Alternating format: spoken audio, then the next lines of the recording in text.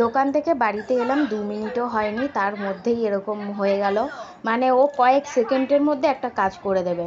দোকান থেকে বাড়িতে এসে প্রথমে গাড়িটা দাঁড় করিয়েছে ওর পাপা। গাড়ির সাইলেন্সার গরম আছে, কি করেছে ডান হাতটা দিয়ে সাইলেন্সার ধরেছে, হাতে লেগেছে।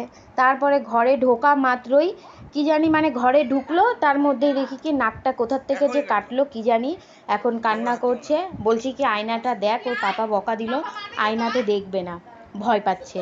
তারপরে ওর পাপা বলছে কি একটু ডেটল দিয়ে দাও, নাহলে জানি না কিসের থেকে কেটেছে, ইনফেকশন হয়ে যেতে পারে।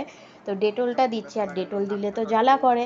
দেখো ডেটল যে দেওয়ার পরে কেমনভাবে কান্না করছে, কিন্তু দিতে তো হবে, কান্না করলেও কিচ্ছু করার নেই, দিতে হবেই, নাহলে হয়তো এই ছোট্ট একটা জিনিস থেকে অনেক বড় কিছু হয়ে যেতে পারে।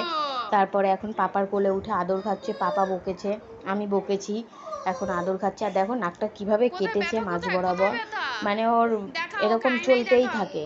আর আমার কাছেও এখন আদর খাবে বলছে। তোমাদের কার কার বাড়িতে এরকম আছে?